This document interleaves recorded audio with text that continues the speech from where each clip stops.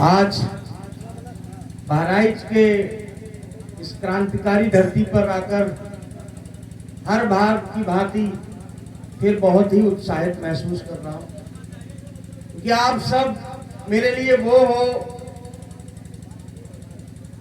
शायद अब धीरे धीरे ऐसी फीलिंग हो गई कि ये मेरा परिवार, मेरा घर, सब कुछ बहराइच है। यहाँ के साथियों का आभार। मेरे साथ लखनऊ से चल के आए भीम आर्मी प्रदेश कार्यकारिणी के सदस्य भाई शैलेंद्र राजवंशी जी का मैं बहुत बहुत आभार व्यक्त करता हूँ। अभी आपके बीच में संबोधन कर रहे थे भाई विकास बाबू जी, बहुत ही क्रांतिकारी साथी हैं, भविष्य इनका बहुत ही उज्जवलमय है। हमारे साथ में बरेली जिले के जिला संयोजक भाई सुशील गौतम जी, आपका भी बहुत बहुत आभार। छोटा भाई सीतापुर जिले से सुनील राठौर, आपका भी बहुत बहुत आभार। आभार यहाँ के पूर्व मंडल संयोजक भाई एसके राज जी का और उनकी पूरी मंडल की टीम जी का, जो हर बार की भांति जब यहाँ आना हुआ पूरी मुस्तैदी के साथ शुरू से लेकर आखिरी तक तैनात रहती। बहुत बहुत आभार आपके जिले के जिला संयोजक भाई सुरेश पासवान जी का और उनकी पूरे जिले की टीम का, जिन्होंने हर बात की भांति बहुत मान सम्मान बढ़ाया। आपका बहुत बहुत आभार व्यक्त करता हूं। यहाँ पर गोंडा जिला के जिला संयोजक भाई शिवम जी भी मौजूद, आपका भी बहुत बहुत आभार। पूर्व जिला संयोजक भाई पप्पू खान जी भी मौजूद हैं, आपका भी बहुत बहुत आभार। पुराने गोंडा के जिला संयोजक और कई पदाधिकारी यहाँ गोंडा से चल के आए, सबका शुक्रिया अदा करना चाहता हूँ मैं। और मैं चाहता हूँ कि आप जल्दी बहराइच के भांति गोंडा में भी एक ऐसे ही जनाधार स्थापित करें, जिससे कि जो भी एसके राज जी बोल रहे थे कि मैं देवी पाटन मंडल का नाम बड़े स्तर पर बढ़ाना चाहता हूं, तो जाहिर सी बात है जब 2-3 जिलों में आपकी टीम बढ़िया मौजूद होगी तो वो काम असंभव नहीं। मंच पर जितने भी साथी बैठे हैं सभी का आभार व्यक्त करता हूं। और अभी जितने भी यहाँ कमेटी के साथी थे जिन्होंने स्वागत किया, उनका भी बहुत बहुत आभार व्यक्त करता हूं। अंत में इस कार्यक्रम में आने के सूत्रधार हमारे छोटे भाई, आपके प्रधान भाई कन्हैया जी का आभार व्यक्त करता हूं कि मेरे कारण इन्होंने कार्यक्रम 8 और 9 मार्च का रखा था, लेकिन मैंने इनको जब ये बताया कि मैं व्यस्त हूं, बरेली में कैडर हो रहा, शायद पर्चे भी छप गए थे, तो मैंने इनसे कहा मैं माफी चाहता हूं, आप लोग कर लेना। तो बोले भैया कार्यक्रम तो आपके बगैर नहीं होगा, भले ही डेट बढ़ जाए। तो मुझे आज मुरादाबाद जाना था, लेकिन अपनी प्रदेश की टीम को वहां भेज के और मैं आपके बीच में आना पड़ा, क्योंकि ये ऐसे क्रांतिकारी मेरे साथी हैं। बहुत सारे नाम हैं, अगर मैं एक एक लेना चाहूं तो यहाँ फिर बहुत सारा समय लगेगा। ये नरेंद्र भानु भाई बैठा हुआ, आगे ये ब्रजेश, राधे श्याम, बहुत सारे ऐसे लड़के हैं जिनको खैर ये तो नहीं कह सकता कि मैंने इनका लालन पोषण किया, लेकिन संगठन में मेरी नजरों के सामने ये यहाँ से और यहाँ तक बढ़ते हुए मैंने इनको देखा। और मैं उम्मीद करता हूँ कि आज इस छोटे भाई की ग्राम सभा में खड़ा हूँ, जब ये मिलता था तो मैं से टोकता था कि तुम प्रधान हो यार, बुलाते नहीं कभी, लेकिन देर आए लेकिन दुरुस्त आए। आज जब यहाँ आया, और जैसा कि भी विकास भाई ने कहा कि आधी रात होने को है और आधी रात में कुर्सियां भरी, आप सब बिल्कुल जगे हुए महसूस हो रहे हो। सब ऐसा लग रहा है कि बिल्कुल हम दिन के 2:30 बजे 3 बजे में खड़े हुए यहाँ पर। अभी विकास भाई ने कहा कि जब पूरा प्रदेश जो है सो रहा होगा, उसमें बहराइच में लोग जग के भीम आर्मी के एक छोटे पदाधिकारी का संबोधन सुन रहे हैं, तो दिल थोड़ा सा भावुक होता। अक्सर लोग कहते हैं बहुजन समाज सोता हुआ समाज, तो मैं उनको कहना चाहता हूं ये वीडियो उनको दिखाओ, ये पब्लिक के लोगों को उनको दिखाओ और बताओ कि आधी रात जब बहराइच में है तो आधी रात में यहाँ का बहुजन समाज सो नहीं रहा है, जग रहा है। और ये सो भी कैसा सकता है? लोग कह रहे नहीं, नींद नहीं आती। नींद आए भी कैसे? हमारे पूर्वजों ने पूरा अपना जीवन जो है चौकीदारी में काटा है, नहीं काटा? हमारे पूर्वजों ने आधी आधी रात में खेत खलिहानों में समय काटा है। मुझे याद है जब मैं छोटा था तो मेरे परिवार के लोग खेत सींचने के लिए आधी रात में पानी का इंतजार करते थे, नहर से आने का, ये ट्यूबवेल में चलने का। बुजुर्ग जो दादा लोग बैठे हैं उनको इस चीज का एहसास है। ये किसान कौम, ये दलित समाज, ये पिछड़ा समाज, जिसकी पूरी जिंदगी रात जगने में बीत गई, भला वो रात को सो सकता है? नहीं सो सकता, क्योंकि उसको पता है दिन में तो लोगों ने कुर्सी पे नहीं बैठने दिया, चारपाई पे बैठने नहीं दिया, तो रात ही हमारे पास बचती थी जीने के लिए। तो अगर अब कोई कहे कि ये रात भी छीन ले तो क्या छीन सकता है? नहीं छीन सकता। देखो, मैंने आपको बताया कि बहराइच में पिछले 1.5-2 सालों से पूरे उत्तर प्रदेश में सबसे ज्यादा बार मैं आया हूँ। प्रदेश अध्यक्ष पूरे प्रदेश का हूँ, लेकिन बहराइच शायद ही कोई महीना जाता है, लेकिन हर महीना ये लोग बुला लेते हैं। अब बुलाते भी कैसे? ये डेट पूछ के नहीं बुलाते, ये पहले डेट निर्धारित कर देते हैं, उसके बाद बताते हैं कि आपको आना है। अब मेरी मजबूरी, आज किसी साथी ने मुझसे कहा, शायद नरेंद्र भानु ने, कि आप बहराइच जब भी आते हैं तो लेट आते हैं। अब कारण ये है कि कहीं प्रोग्राम लगा होता है, ये प्रोग्राम पहले से फिट कर देते हैं। अब मुझे ये कहते हैं कि आपको आना है, और मैंने आपसे कहा कि ये मेरा परिवार है, ये मेरा घर है। मुझे यहाँ से कोई इलेक्शन नहीं लड़ना, ना मुझे विधायक बनना, ना मुझे सांसद बनना, लेकिन हाँ, इस बात को आप नोट कर लो कि जिस हिसाब से पिछले 1-1.5 सालों में संगठन यहाँ बढ़ा है, तो मैं जरूर दावे के साथ कह सकता हूं कि जब यहाँ नहीं आया था उससे पहले मैं सुनता आया था कि बहराइच में बहुत बड़े बड़े जमींदारों का आधिपत्य चलता है, यहाँ पर बहुत बड़े बड़े तानाशाह हैं।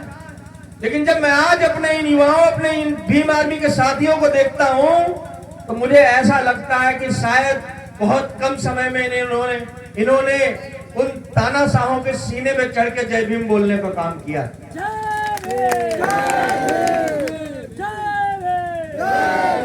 और मैं आप सबसे ये वादा करता हूं कि जिस प्रकार से आपने निडर होकर बिना डरे हुए ऐसे तानाशाहों का सामना किया है, 2-4 ऐसे कांड हुए जहां इन्होंने विरोधियों के छक्के छुड़ाने का काम किया है, मैं दावे के साथ कहता हूं कि वो दिन दूर नहीं, जिस दिन इस प्रांगण में बैठा हुआ कोई व्यक्ति, इस संगठन का कोई व्यक्ति आपके जिले का, आपकी विधानसभा का, आपके क्षेत्र का नेतृत्व करेगा, उस दिन जो हमारे हक छीने गए, जो हमारी रोटी छीनी गई, जो हमारे खेत खलिहान छीने गए, सब सूद समेत वापस लेंगे।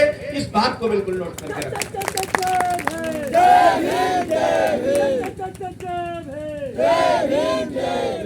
आप सब इस ग्राम सभा के निवासी हो और ये यहाँ का प्रधान है। आप बताओ, ये आपके लिए काम करता है कि नहीं काम करता? हाथ उठा के बताओ, आपके लिए काम करता है कि नहीं काम करता? करता है ना? तो आप सोचो कि आपने एक नौजवान को भी प्रधान बनाया और वो आपके लिए लड़ता। आज मैं जब यहाँ से आया तो मेरे साथ जो साथी आए थे उन्होंने कहा, भैया बहुत पिछड़ा इलाका है, रास्ते अच्छे नहीं हैं, गड्ढे हैं, कच्चा रास्ता है। तो मैंने इनसे यही कहा कि जिस जिले में कच्चा रास्ता गांव की ओर जाए तो कच्चा रास्ता देखकर समझ जाना कि उस गांव में दलित रहते हैं।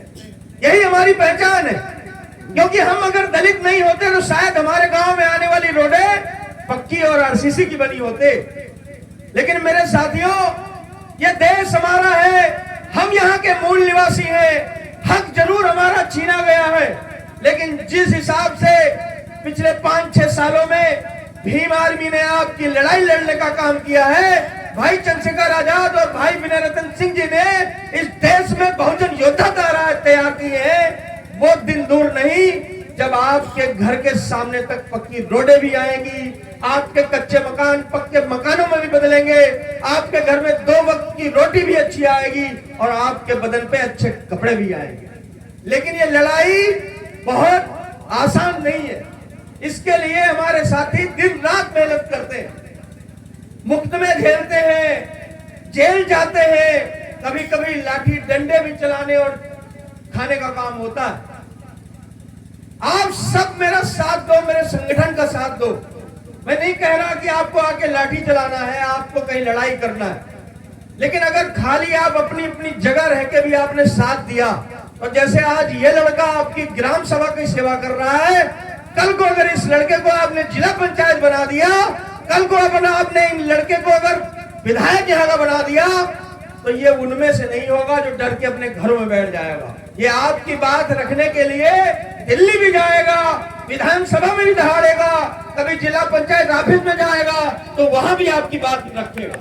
क्योंकि भीम आर्मी का एक सांसद है अभी इस देश में, और जिस दिन भी सत्र शुरू होता है उस दिन आप टीवी लगा के देख लो या मोबाइल चला के देख लो, एक नेता आपका संसद में हर रोज आपके हक अधिकारों की बात रखता है। और जिस दिन ऐसे बहराइच से कई लोग पहुंच गए, तो जिन्होंने हमारा शोषण किया है, जिन्होंने हमारा दमन किया है, उनकी फिर खैर नहीं होने वाली। क्योंकि यह धरती बड़ी ही वीरों की धरती रही है। और अगर यकीन नहीं है तो आपके यहां भी मैं आया तो काफी ऊंचे नीचे टीले मैंने देखे। किसी भी दिन जाके फावड़ा लेके टीले खोदने का काम करो, आपको कहीं किसी टीले में तलवारें मिल जाएंगी। और जब उन तलवारों को आप जांच के लिए भेजोगे तो उसमें आपके पुरखों की वो तलवारें निकलेंगी और आपके दुश्मनों के खून उसमें अभी भी लगे हुए होंगे। और जब आप वो तलवार देखोगे तो शायद आपका खून खोले और आपको ये लगे कि 2 वक्त की अच्छी रोटी खा लेने से अच्छा है कि अपने समाज के लिए, अपने लोगों के लिए लड़कर मर जाना इस समाज के लिए सबसे बेहतर। जिनकी मिट्टियां, जिनके बदन इन टीलों में है, उन्होंने अपने घर नहीं बनाए, वो हमारे लिए लड़के मरे। महाराजा सुहेलदेव का जब मैं किला भी पिछली बार आया और मैंने देखा इतना भव्य किला तैयार है उनका, तो मैं उस धरती को देख रहा था और मैं सोच रहा था क्या विरासत रही होगी हमारे राजाओं महाराजाओं की। आज जाके देखो आप, उनकी घोड़े की एक मूर्ति उसमें बनी है, बड़ी विशाल का है। मुझे नहीं पता आप लोग गए कि नहीं, लेकिन जब मैं गया तो अपने पूर्वजों को देखा तो मैं खुश हो गया। आप सबको भी सीखने की जरूरत है अपने महापुरुषों से। ये तस्वीर देखो आप, सामने आपके टंगी होगी शहीद उधम सिंह की। जब ये तस्वीरें आपके पंडाल में लगती हैं तो ये साधारण तस्वीरें नहीं होती। हर तस्वीर जो है वो कुछ हमसे कहना चाहती है, हर तस्वीर जो है वो हमको कुछ सिखाना चाहती है। ये वो शहीद उधम सिंह जिन्होंने अपने देश के स्वाभिमान और स्वाभिमान की रक्षा करने के लिए लंदन जाकर जो है दूसरे के सीने में गोली दागने का काम किया अंग्रेजों के। और हम उनकी संतान है। आज हमारे घर पर आके कोई गाली दे देता है और हम दरवाजा बंद करके अंदर बैठ जाते। आज जब हम कहीं बाहर जाते हैं तो कोई हमारी बहन बेटियों की इज्जत पर हाथ डालने का काम करता है और हम डर के घर में बैठ जाते हैं। मैं अपनी बहनें भी बैठी हैं, माताएं भी बैठी हैं, मैं आपसे भी कहना चाहता हूँ, शोषण जितना आप सहेंगी उस दिन और बुज़दिल होती जाएंगी। हिम्मत दिखानी पड़ेगी आपको। किसी ने आपको छोड़ा, आप चुप बैठ गई, कल वो फिर से छेड़ेगा। फिर भी आप चुप बैठ गई, कल तुम्हारी छोटी बहन होगी, उसको छेड़ेगा। वो कभी भी रुकेगा नहीं। लेकिन मैं मानता हूं कि जिस हिसाब से बुंदेलखंड में माता फूलन देवी ने उन मक्कारों का नरसंहार किया था, अगर वो ज्वाला कहीं बहराइच और सीतापुर तक भी आ गई होती तो शायद मेरी बहन आज डरती नहीं। फूलन देवी अमर रहे, फूलन देवी अमर रहे। जब आपको डर लगे, जब आपको भय लगे कि आप, कोई आपसे कहे नहीं आप तो महिला हैं, आप नहीं लड़ सकती, तो उसको तस्वीर दिखाना माता उदा देवी पासी की। वो माता उदा देवी पासी जब उनके पति का नरसंहार कर दिया गया, उनकी पति की हत्या कर दी गई, तो उन्होंने खुद बंदूक उठाई और चढ़ गई पेड़ पर। 36 अंग्रेजों के गोली मारने का काम किया। कितने? 36 अंग्रेजों को भून दिया। और हम कहते हैं कि हम महिला हैं। सिर्फ महिला का बेलन चलाने का काम नहीं, सिर्फ महिला चूल्हा फूंकने के लिए नहीं। जब बात उसके आदमी पे आ जाए, बात उसकी बेटी पे आ जाए, बात उसके बेटे पे आ जाए, तो उस बेलन की जगह आपको डंडे भी उठाने पड़ेंगे और वक्त लगा तो आपको हथियार भी उठाना पड़ेगा। 2-3 महीने रह गए, अभी 2-3 महीने बाद में एक त्योहार आ जाएगा, रक्षाबंधन, और तुम सब थाली ले लेके खड़ी हो जाओगी हम जैसे भाइयों के सामने। होगी त्योहार आया, हम आपके राखी बांधेंगे। मैं आपसे आज कह के जा रहा हूं, आपका भाई,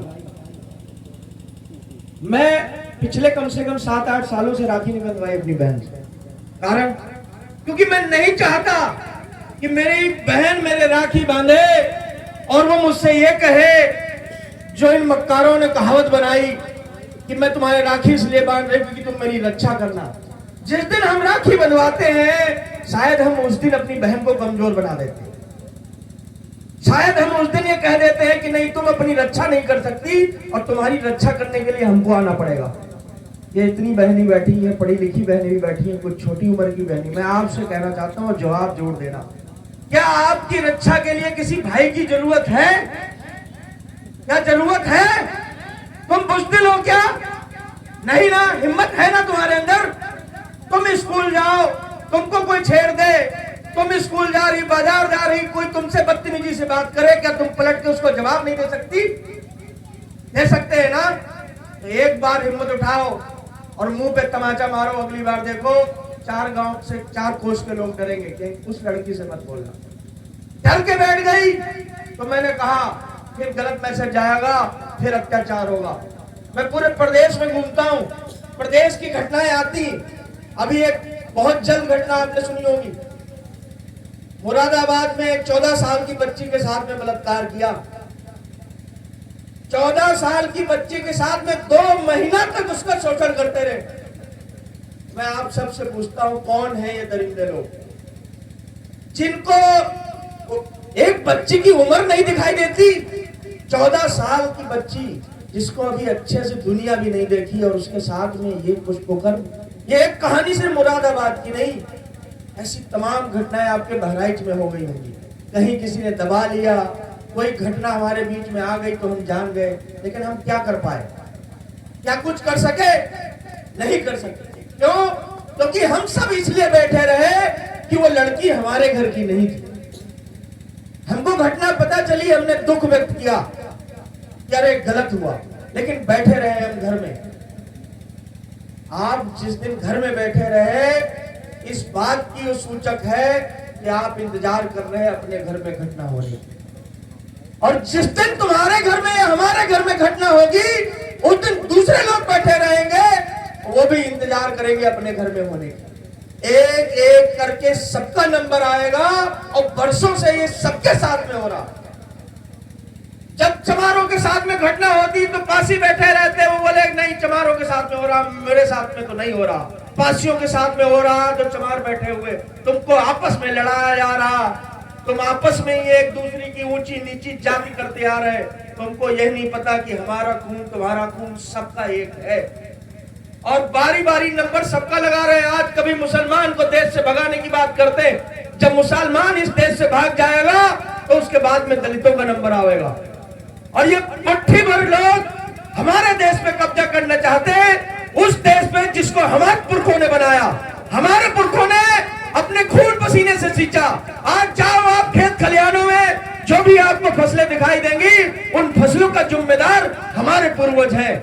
आपको जो भी किले, जो भी बड़ी बड़ी बिल्डिंगें दिखाई देंगी, आज ये घर भी बनता है अगर मकान का, तो इसमें जो काम करने वाला आता है, जो गारट होता है, वो भी एक दलित होता है, जो इसका मिस्त्री होता है वो भी एक दलित होता है। तो सब कुछ तो बनाया हमने, कपड़े धोने का काम हमने किया, जूता सिलने का काम हमने किया, मिट्टी के बर्तन बनाने का काम हमने किया, दूध धोने का काम किया, और तुम कहते हो कि ये देश हमारा है। नहीं, हमने इस देश में तुमको जगह दी, तुमने इस देश के सभी सत्ताधारी चीजों पर शासन कर लिया। आज जिनके हाथों में सब कुछ होना चाहिए था, वो आपसे भीख मांग रहे हैं। आज जब मेरे समाज के लोग जाते हैं, कहते भैया एक कॉलोनी दे दो, भैया एक शौचालय दे दो, भैया हमारे गांव की रोडें दे दो। अरे ये जिससे आप मांग रहे हो ये सब हमारा तुम्हारा था। अब तुम कहोगे नहीं भैया विधायक तो हमारे समाज का है, सांसद तो हमारे समाज का है, तो जाके मेरा वीडियो उनको भी दिखाना। समाज के इसलिए आपको कुछ कह नहीं सकता, लेकिन इस समाज ने आपको नेतृत्व दिया, इस समाज ने आपको विधायक बनाया, इस समाज ने आपको सांसद बनाया, लेकिन तुमने अपनी जुबान गिरही रख दी दूसरे दरबारों में। याद रखना जब तुम्हारी संतानें पैदा हुई और बड़ी होंगी और कभी यही शोषणकारी जब तुम्हारे संतानों के साथ गलत करेंगे, तब तुम्हारा बेटा कहीं बोलेगा कि काश तुम उस समय बोले होते तो आज मेरे साथ इतना शोषण होता। सबसे खराब चीज ये है कि जिसके पास मुट्ठी भर पैसा आ जाता है उसको लगता है कि मैं अब दलित नहीं रहा। लेकिन सच ये है कि चाहे वो ये सुरेश पासवान हो, चाहे कन्हैया हो, चाहे कुलदीप भार्गव, चाहे चंद्रशेखर आजाद और चाहे इस देश का राष्ट्रपति तक हो, दलित हो तो दलित ही हो। क्या कुछ बदला? तुम्हारे जिले के जिन सांसद और विधायक जो दलित समाज से आते होंगे, उनके घरों में भी जब कोई समण समाज का आके बैठ के खाना खाता है तो अखबार में अगले दिन खबर छपती है कि दलित सांसद के घर में गृह मंत्री जी ने खाना खाया। और शर्म की बात यह है कि हम तुम्हारे घर में खाना खावे तो तुमको प्राउड नहीं महसूस होता, और वो आके तुम्हारे घर में खाना खा जाए तो तुम पूरे गांव को बताते हो कि नहीं आज हमारे यहाँ शुक्ला जी खाना खा के चले गए। शुक्ला जी के हाथ सोने के थे क्या? सोने के थे? नहीं। ये जब तक तुम नहीं छोड़ोगे, ये व्यवस्था परिवर्तित करने के लिए कोई भगवान नहीं आने वाले, हमको तुमको बदलना पड़ेगा। अब बाबा साहब जन्म नहीं लेंगे दोबारा, काशीराम साहब चले गए, जो उनको करना था वो चले गए। आज लड़ाई चंद्रशेखर आजाद जी लड़ रहे, कल कहीं गोली लग जाएगी वो भी चले जाएंगे, और तुम पहले भी गुलाम थे फिर गुलाम रह जाओगे। इससे अच्छा है कि जो लड़ाई ये चल रही है, इस लड़ाई में अपनी भागीदारी दो, एक छोटा सा भी हिस्सा दो। वो कहावत आपने सुनी होगी कि जब जंगल में आग लगी तो सारे जानवर वहां के भाग लिए, सारे पंछी उड़ गए, एक छोटी सी गौरैया जो थी वो रह गई, और वो जाती थी एक नदी से एक चोंच पानी लेके और जंगल में आवे छोड़ दे। तो किसी ने उसको देखा तो हंस दिए, बोला अरे मूर्ख, तेरे एक चोंच पानी से इस जंगल की आग बुझ जाएगी क्या? तो उस गौरैया ने ये कहा कि मैं जानती हूं कि मेरे एक बूंद से जंगल की आग बुझ नहीं सकती, लेकिन कहीं मेरी संतानें, कहीं मेरी पीढ़ी के लोग ये ना मुझसे कहें कि जब जंगल जल रहा था तो तुम भाग खड़े हुए थे, बल्कि वो ये कहेंगे कि हमारी माता, हमारे पूर्वज जब जंगल जल रहा था तो उन्होंने पूरा प्रयास किया था बुझाने का। वो अलग बात है कि आग बुझे या ना बुझे। मेरा आपसे कहना है कि ये देश चल रहा है, इस देश में हमारा शोषण हो रहा है। हर रोज की अखबारें देखो, टीवी में तो नालायक लोग बैठे वो दिखाते ही नहीं, उनको मुख्य खबरों से पता नहीं। सोशल मीडिया खोलो, घटनाएं कोई भी जिले का खाली नाम लिखो तुम, बहराइच, मुरादाबाद, सीतापुर, कहीं गोली मार दी गई, कहीं डंडों से पीटा जा रहा है, कहीं किसी ने मोच रख ली तो उसको सर काट दिया जा रहा है, कहीं कहीं कोई घोड़ी पे चढ़ रहा है तो उसकी बारात रोक दी जा रही है। अरे हम किस देश में जी रहे, किस सन में जी रहे? अभी भी 1850 में जी रहे क्या? नहीं साहब, अब तो 2025 चल रहा है, अब तो बराबरी का हिस्सा दे दो। अब हमारे लोगों को ये लगता है कि नहीं, सुबह मजदूरी गए, शाम को आए, खाना बन गया, खाना खा लिया, काम खत्म। हमसे पहले भी वाले भी ऐसे ही करते करते चले गए। क्या याद कर रहे हैं आप उनको? क्या याद कर रहे हो? नहीं, क्योंकि उन्होंने कुछ हमारे लिए नहीं किया, उन्होंने अपने लिए किया। ये घर जिसका भी बना होगा, जब वो नहीं रहेगा, क्या गारंटी ले सकता है कि उसके रहने ना रहने के बाद भी ये घर बना रहेगा? हो सकता है उसकी संतान ये घर बेच दे, हो सकता है उसकी संतान दारू के पैसों में घर कहीं बर्बाद कर दे, कहीं जुआ खेल जाए। तो तुमने घर बनाया तो किसके लिए बनाया? अपने लिए। लेकिन जब ये नौजवानों को आप देखो, ये गांव गांव जाकर आपके लिए काम कर रहे हैं, हमारे लिए काम कर रहे हैं। इनका घर नहीं बना। जब इनके घरों में जाओ आप कभी, ये मेरी बात अच्छे से याद रखना, तमाम ऐसे बैठे हैं जिनके घरों में आप जाओगे तो शायद आपको रोना आ जाएगा कि किसी के घर में छत नहीं है, किसी के घर में दीवार नहीं है, पन्नी तान के ही रह रहा और वो समाज की सेवा कर रहा। और तुमने अच्छी गाड़ी ले ली, 2 मंजिल का घर बना लिया, तुमको लगा नहीं हमारा सब सही। एक कहावत है, एक रानी के महल में किसी ने चूहों ने रानी का हार खा लिया। तो रानी ने दरबार लगाया और पूछा, अपने मंत्री से कहा कि जाओ पता करो और खोजो उस चूहे को जिसने मेरा हार खाया। तो उन्होंने सारे बिल में पानी भरवाया, सारे चूहे जो है बाहर निकाले, एक कमरे में बंद किए। और जब मंत्री आए तो एक किनारे में एक चूहा बैठा हुआ था। बोले यही है चूहा जिसने खाया हार। तो रानी कहने लगी, तुमको कैसे पता चला? भाई पेट के अंदर तो देख नहीं पाएंगे। बोले तुमको कैसे पता चला कि यही इसने ने हार खाया है? तो बोले रानी साहिबा, चूहा चूहा होता है, दाना खाता है, आज इसके मुंह में हार लग गया तो सारे चूहे एक कोने में ये अलग बैठा हुआ, इसका मतलब कुछ मोटा हाथ लग गया। ये हमारे समाज की दशा है कि हमारे समाज में जैसे ही आदमी छोटी नौकरी पा जाए तो वैसे अपने परिवार को भूल जा रहा, अपने समाज को भूल जा रहा। कहीं थोड़े से पैसे हाथ में लग गए तो फिर वो अपने ही समाज के लोगों को कीड़ा मकोड़ा समझ रहा। उसको ये नहीं पता कि तुम इसी में से निकले हुए हो और तुम्हारी गिनती आज वो चूहे मकोड़े जैसे ही कर रहे। अभी मुझे घटना बताई एसके राज जी ने कि आपके क्षेत्र में कहीं घटना घटी थी कि पंचशील का झंडा हटा दिया था, पता है आपको? तो मैं खैर ये मंच वैसा आज है नहीं, लेकिन मैं उस तरीके की बात नहीं बोलना चाहता। प्रशासन के लोग भी बैठे हुए, मेरा आपसे भी कहना है जाके इस मैसेज को पहुंचाना अपने अधिकारियों तक कि दलित समाज के लोग अब वो लोग नहीं रहे कि तुम मुंह के सामने हमारे थूक के चले जाओ और हम तुमको देखते रह जाएंगे। अब हम तुम्हारी जबान काट लेंगे। ये दौर चल रहा।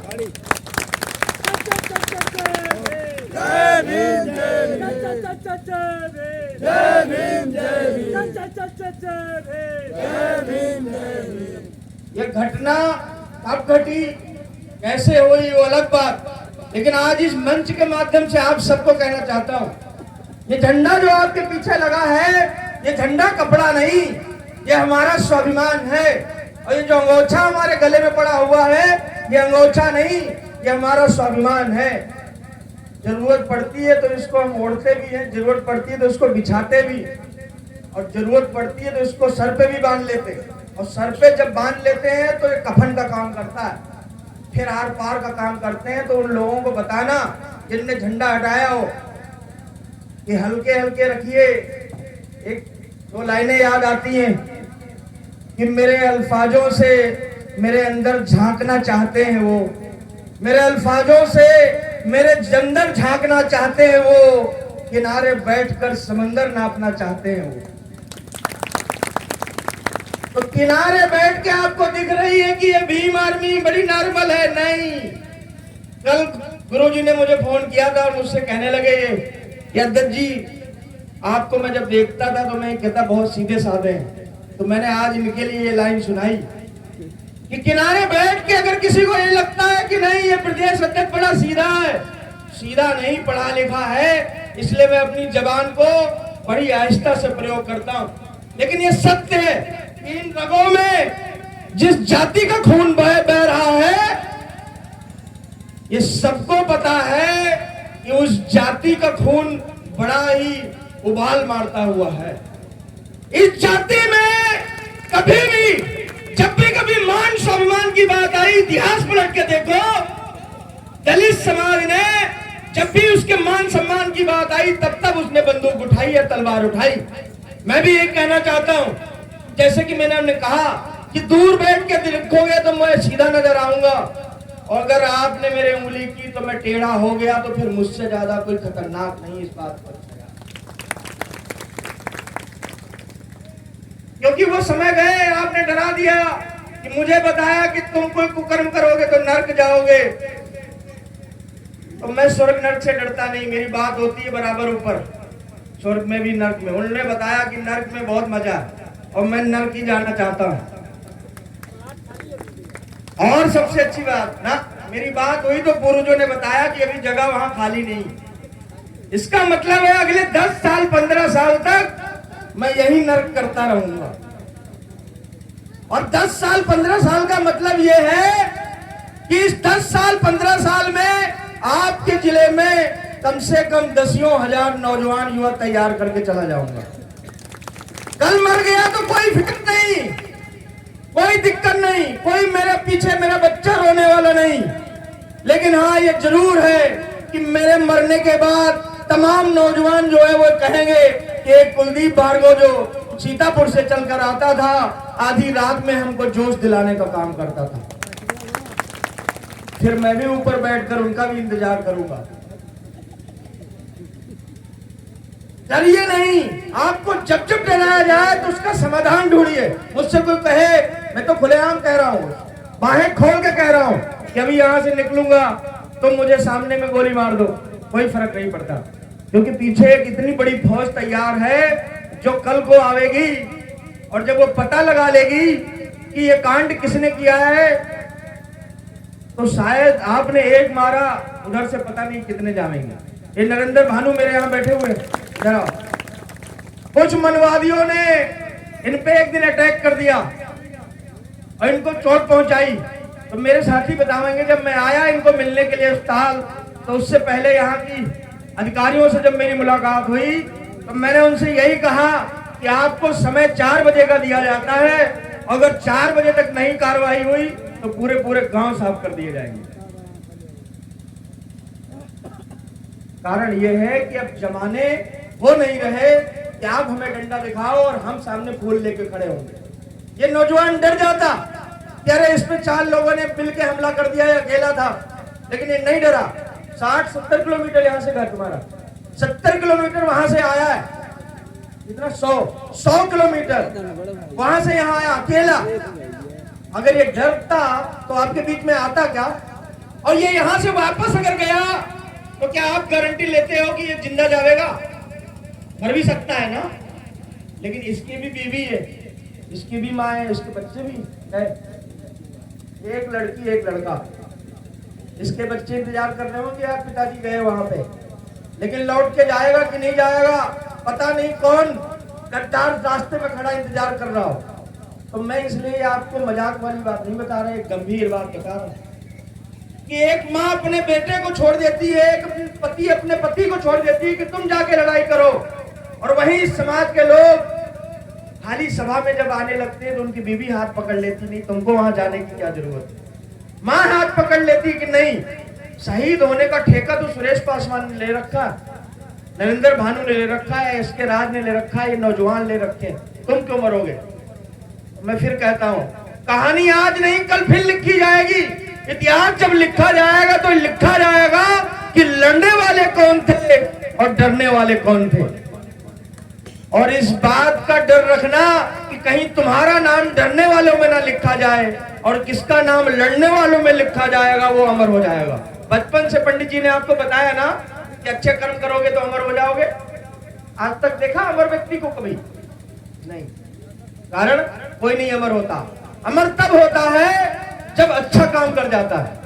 आपके अच्छे काम ये अमर है जो सामने लगे हुए, ये बाबा साहब अमर है जो यहाँ पे फोटो लगी हुई। क्यों?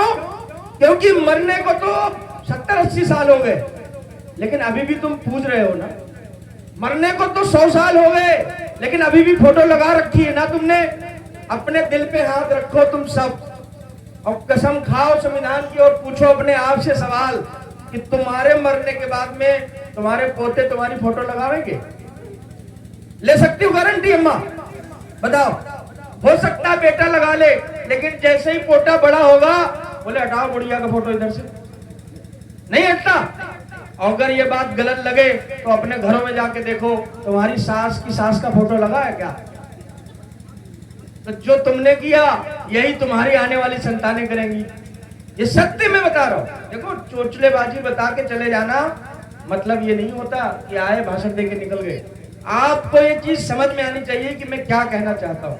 कहना ये चाहता हूँ कि गाड़ी और बंगला बनाने से, घर बनाने से आप समाज में जिंदा नहीं रहेंगे।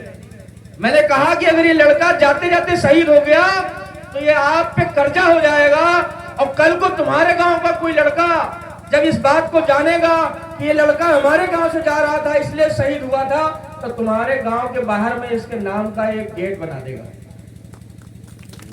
और जब गेट बना देगा तो जो भी इसके अंदर में घुसेगा वो देखेगा, अरे ये नाम का कौन था, वो फिर पढ़ना शुरू करेगा, वो फिर जानना शुरू करेगा।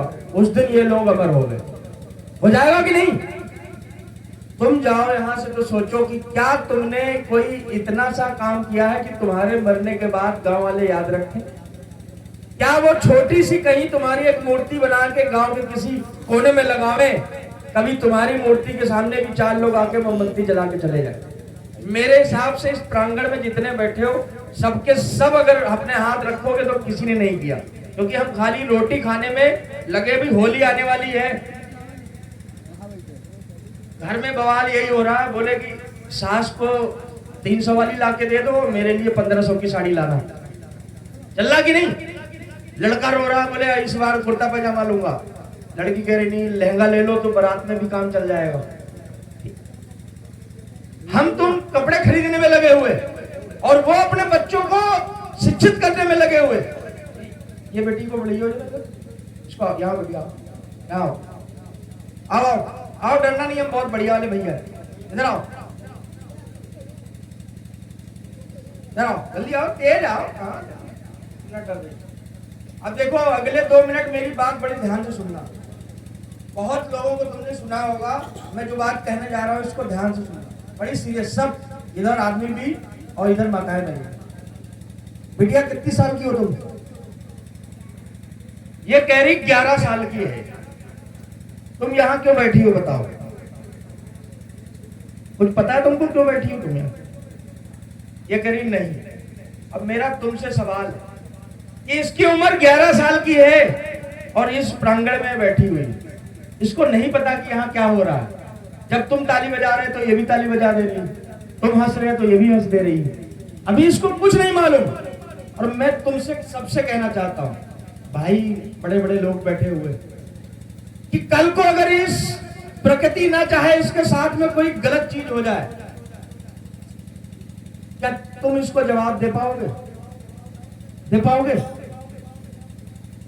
इसको कुछ नहीं पता लेकिन ये फिर भी आई है तुम्हारे साथ। जहां तुम्हारे गांव के आधे लोग सो रहे होंगे खराटे मार के, 11 साल की लड़की तुम्हारी सभा में खड़ी है। इसका मतलब आज के इस ऐतिहासिक कार्यक्रम में इसका भी तो योगदान है ना। इसने भी एक कुर्सी पे बैठने का काम किया। इसकी मां ने नहीं कहा कि तुम बेटा सो जाओ, तो इसका योगदान है। लेकिन कल को अगर इसके साथ हो जाए तो तुम अपने घरों से नहीं निकलोगे, तुमको भूल जाएगा कि इसका योगदान क्या था। लेकिन मुझे ख्याल रहेगा कि मेरी एक छोटी सी 11 साल की बहन मेरे बीच में आई थी, और मुझे अगर कहीं पता क्या भनक भी लग जावे तो हम इंतजाम बांध दें उनका, जो इसके साथ में कुछ भी करने को सोचेगा। मेरा कहने का मतलब क्या है? मेरे कहने का मतलब है कि आपको ये परिवार पर, ये मेरे खून के रिश्तेदार लग रही क्या? मेरा कोई इससे रिश्ता है? बेटिया मेरा तुमसे कोई रिश्ता है? जानती हो मुझे तुम? नहीं, मेरा इससे कोई रिश्ता नहीं। लेकिन मैंने इसको बहन कहा ना, तुम सब बैठी हो, तुमको बहन कहा ना, तो मतलब ये हुआ कि तुम पे कोई भी अनहोनी हो जाए तो मेरा दिल रोएगा और मैं महसूस करूंगा कि ये दूसरे के घर की बहन नहीं, मेरे घर की बहन। फर्क ये है कि हमारा समाज ये महसूस नहीं कर पाता। गांव में एक और आग लग गई तो हम छत पर चढ़कर मोबाइल से वीडियो बना रहे होते, आग की लपटें देख रहे होते। लेकिन करना क्या चाहिए था? बाल्टी लेके आग बुझाने के लिए दौड़ना चाहिए। आज रोड पर जब एक्सीडेंट हो जाता तो हम वीडियो बना रहे होते, लाइव चला रहे होते। लेकिन करना क्या चाहिए था? उठा के उसे अस्पताल ले जाना। ये कौन सिखाने आवेगा? किताबों में तो लिखा नहीं होता। पढ़ा है तुमने कहीं किताबों में? ये मानवता का संदेश कहीं किताबों में पढ़ा नहीं। क्योंकि लिखने वाले जानते थे कि अगर ऐसा संदेश लिख देंगे तो इनके अंदर में भावना पैदा हो जाएगी। भावना मतलब इमोशन। भाई मैं बात कह रहा हूं तो एक दो लोग मैं देख रहा हूं उनके आंख में आंसू आ गए, तो इसका मतलब ये भावना है, इनका इमोशन है मेरी बात सुन के। लेकिन उन्होंने हमको क्या बना दिया, रोबोट। और रोबोट कैसा होता कि रोबोट में आपने चाबी भरी, खिलौने देखे बचपन में कार वाले, चाबी भर दो छोड़ दोगे, जितनी चाबी भरोगे उतनी चलेगा। हमारे तुम्हारे जीवन में चाबी भर दी गई, हमसे बोला गया कि सुबह उठना है और जाकर मल मूत्र त्याग करके और सीधे काम पे जाना है, काम करके आना है, खाना खाना है, फिर काम पे जाना है और काम करके आके सो जाना है, अगले दिन फिर वही करना। हम ये भूल गए कि इसके अलावा भी हमको बहुत कुछ करना था। वो मंदिरों में बैठकर पूजा करते करते मुख्यमंत्री तक की कुर्सी पा गए, और तुम हाथ में किताबें लेकर मुख्यमंत्री की कुर्सी तो छोड़ो, हम प्रधान बनने में भी अभी गर्व नहीं महसूस कर पा रहे। ये तो खुशी है कन्हैया को मैं देखता हूँ, न जाने कितने प्रधान ऐसे भी मैंने देखे जो प्रधान तो खुद है और प्रधानी जो है मिश्रा जी चला रहे। अपने घर का नौकर लड़ा देते, बोले 80 सीट हो गई, इस बार हमारा नौकर लड़ेगा। और हमारे भोले भाले समाज के लोग, हमारी माताएं बहनें एक एक साड़ी में, एक एक जोड़ी पायल में, एक एक पौवे में 500-500 रुपए में वोट बेच के आ जाते हैं। मैं आपसे कह के जा रहा हूं, आपको बुरा लगेगा साहब, आप सबको भी, कि एक पौवे में अपने अंगूठा जो आप बेच के आए वो वोट बेच के नहीं आए, ऐसे बच्चों का भविष्य बेच कर आप आए। अगर उस दिन तुम एक पौवे में अपना वोट न बेचते, कोई होनहार लड़का उस गद्दी में बैठता, तो शायद इस लड़की का भी दाखिला किसी अच्छे स्कूल में हो जाता। जब कोरोना काल आया तो हमारे हाथों से, हमारे बच्चों के हाथों से किताबें छीन ली गई,